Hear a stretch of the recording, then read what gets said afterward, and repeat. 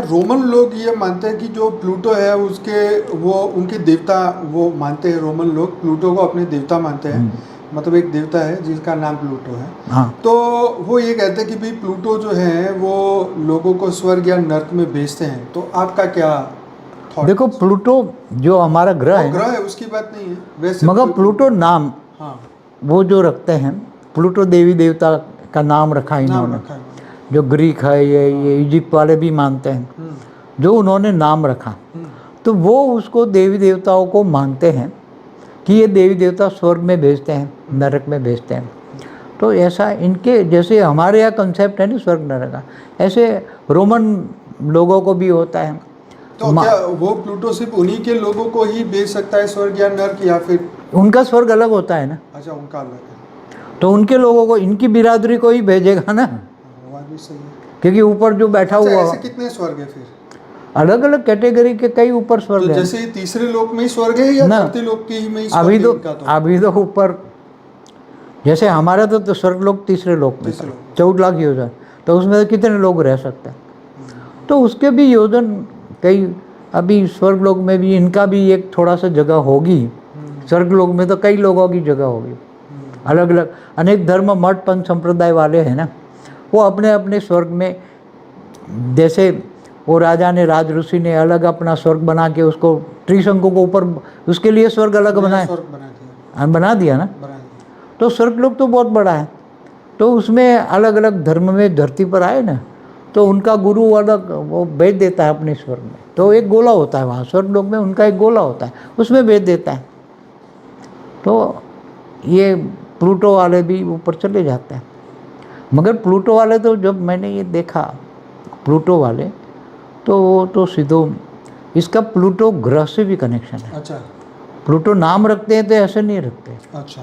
Pluto ग्रह से connection है। तो इनको रहने वालों को प्लूटो ग्रह पर भेज देते हैं। जैसे ये तीन स्टार वाले नहीं बोलते, वो जो ग्रीक या इजिप्ट वाले बोलते हैं, नहीं क्या नाम रखा है, पता नहीं क्या, जिनका वो धड़ पशु का, वो पक्षी का रखा है। अच्छा इजिप्ट में, इजिप्ट में, हाँ।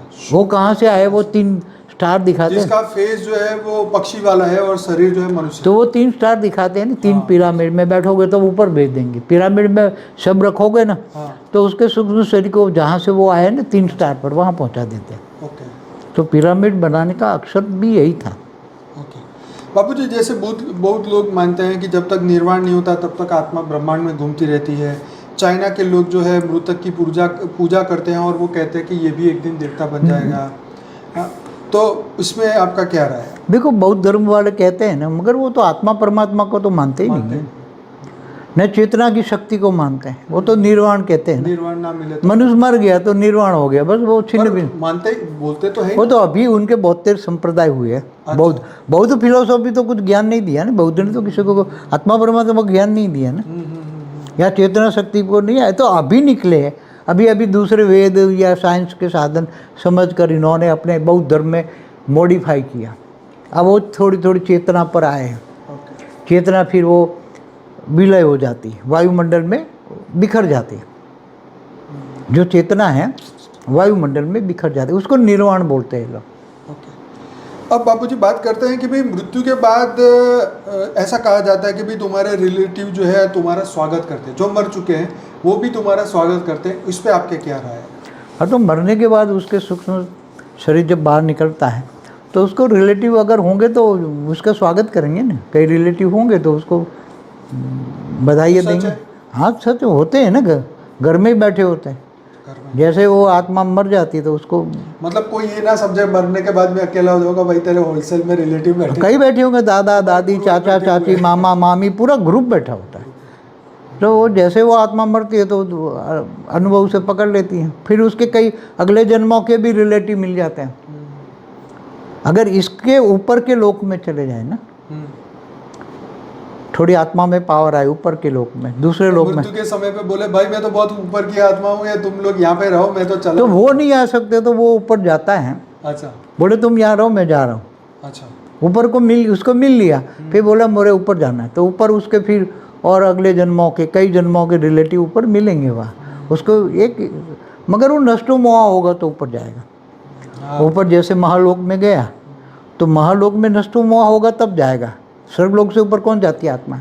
नष्टो मोह स्मृति लब्धा, उसको स्मृति स्वरूप बनने के लिए नष्टो मोह बनना होगा। तब ऊपर उसके महालोक में कई भी आत्माएं ऊपर कई हजारों साल पहले वाली आत्माएं उनके कनेक्शन में आई होगी, तो उसको एक पल उसको इमर्ज हो जाएगा कि ये मेरे दादा दादी माता पिता भाई बहन होंगे, मगर एक पल के लिए।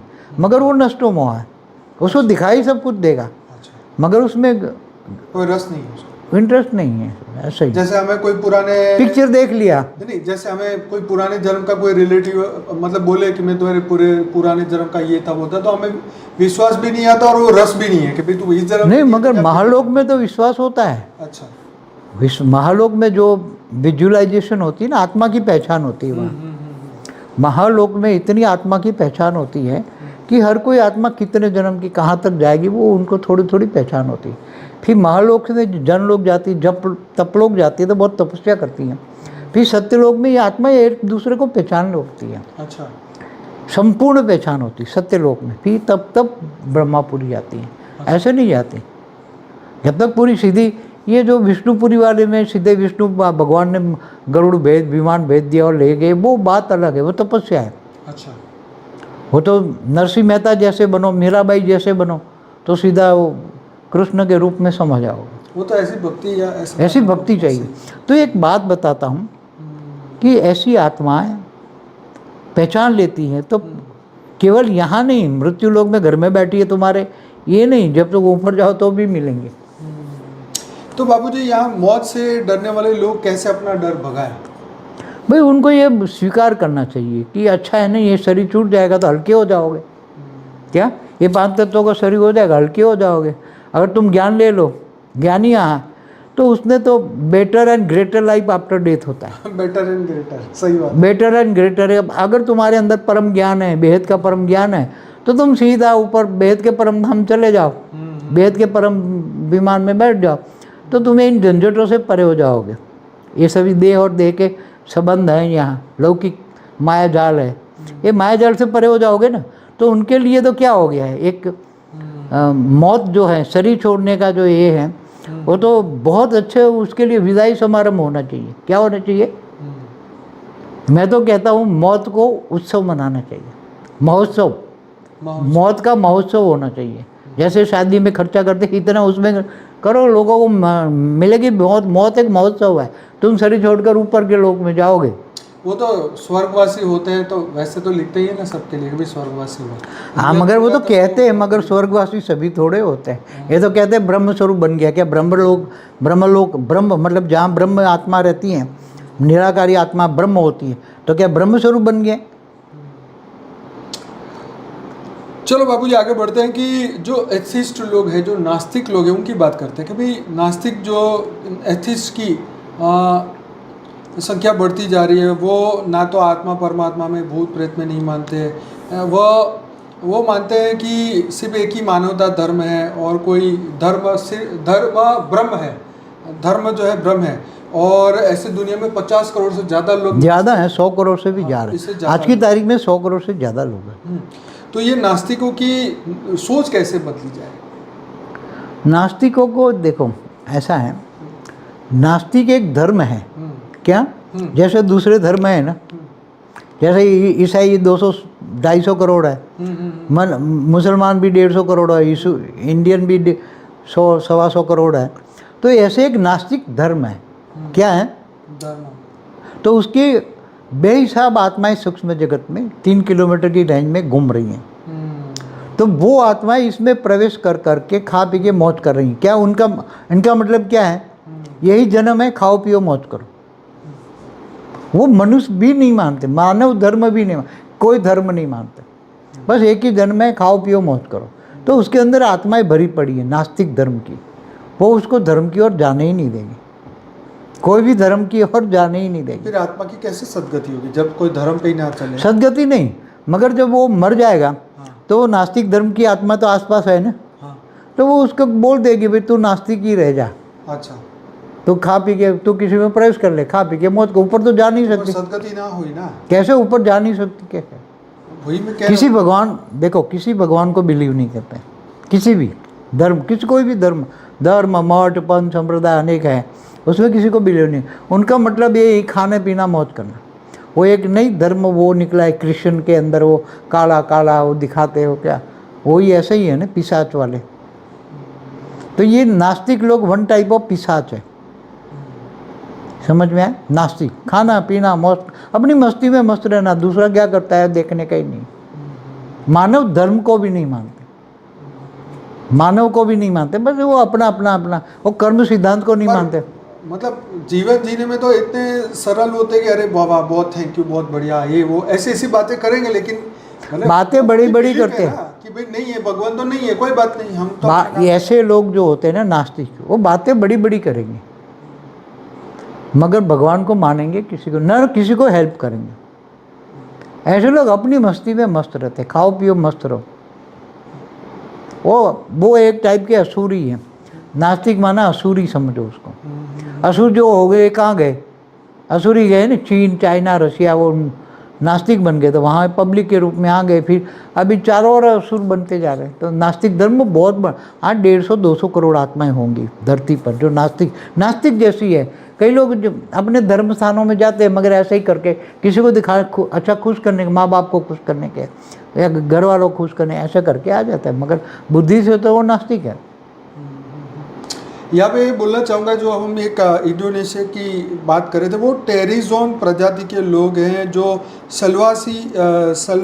सलवारसी आइलैंड में इंडोनेशिया में टेरोजोन प्रजाति जो है वो अपने मृतक को रिलेटिव को 1 साल तक घर में रखते हैं और बाद में उनको जला देते हैं और वो ज़मीन में दफनाते नहीं हैं क्योंकि ये मानते हैं कि ज़मीन पवित्र है।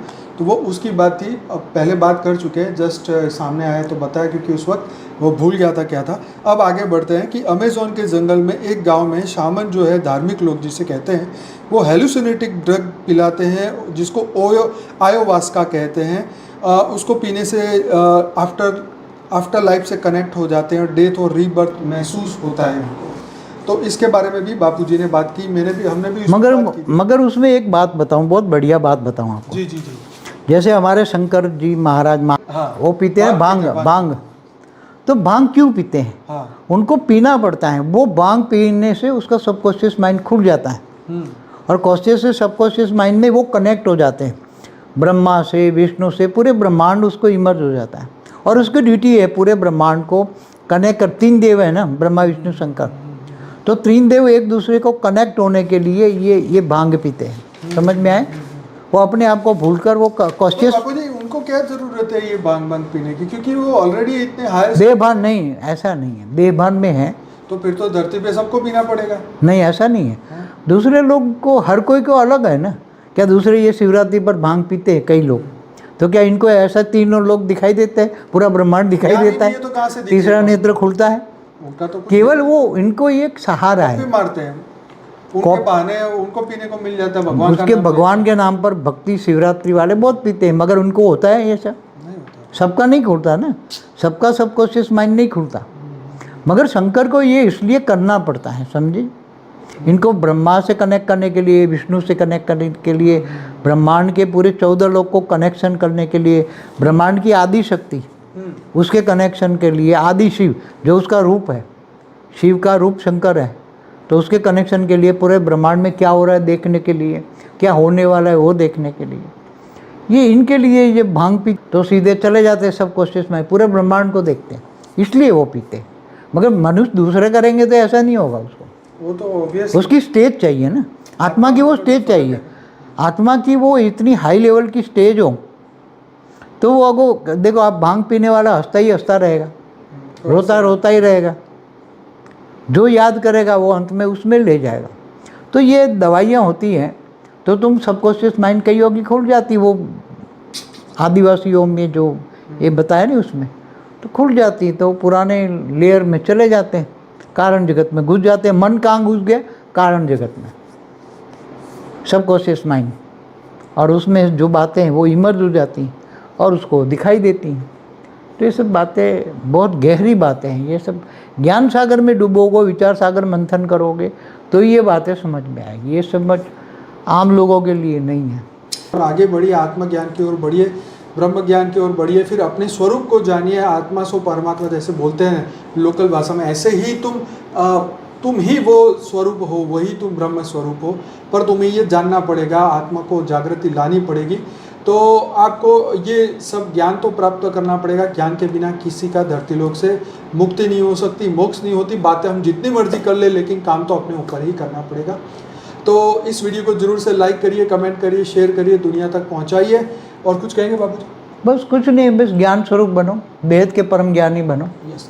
तो हमारी जो बुक्स भी है बेहद का परम ज्ञान, हमारी वेबसाइट पे जाइए, लाइफ इन मल्टीवर्स की हमारी बुक है, ये फ्री में अवेलेबल है, हिंदी और इंग्लिश अभी आप डाउनलोड कर सकते हैं paramshanti.org। जिस वीडियो के नीचे डिस्क्रिप्शन बॉक्स में उसकी लिंक भी दी है, आप उसको ऑडियो बुक भी सुन सकते हैं। और 12 भाषाओं में हमारी बुक भी आ चुकी है। तो जरूर से ये वीडियो इसकी वीडियो भी देखिए, ऑडियो भी सुनिए, और बुक PDF है, आप उसको शेयर भी कर सकते हैं और दुनिया तक ये ज्ञान पहुंचाइए। आत्म स्वरूप को जानिए, उसके बिना आत्मा की सद्गति नहीं हो सकती।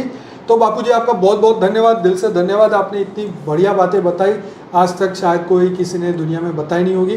तो बहुत बहुत आप मैंने जो बातें बताई वो अपने खुद अनुभव के आधार से मैंने आत्म स्वरूप में रहकर जो मैंने अनुभव किया। जी। और आने वाला जो 3rd वर्ल्ड वॉर है, परमाणु बम फटने वाले हैं, तो मैंने महाकाल प्रलय में भी वही बात बताई है कि महाकाल प्रलय में कौन कैसे बचेगा। तो मैंने खुद की बातें, मेरी खुद की बातें, कोई ऊपर वालों की मतलब पढ़ी हुई बातें नहीं है, अनुभव की हुई बात। जी। मैंने देखी हुई बातें दिव्य दृष्टि से। तो बापू जी ने अपनी दिव्य दृष्टि से बहुत सारी चीज़ें देखी हैं, सुनी हैं और हमें सुनाई भी है। बहुत सारे आने वाले समय में बहुत वीडियोस भी आने वाले हैं, हम उस पर काम भी कर रहे हैं। तो कृपया हमारे चैनल को सब्सक्राइब करिए और आप सभी का बहुत बहुत धन्यवाद। प्लीज़ इसको शेयर करिएगा जितना भी हो सके।